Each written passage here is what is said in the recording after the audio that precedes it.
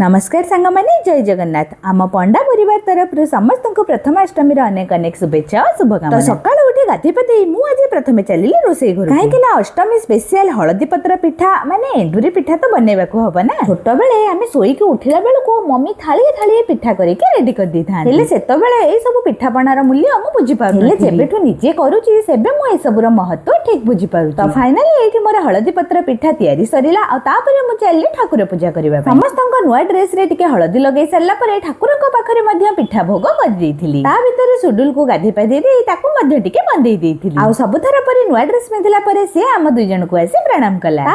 सुडुल बाबा बसिकी तार अष्टमी पिठा को एंजॉय कला।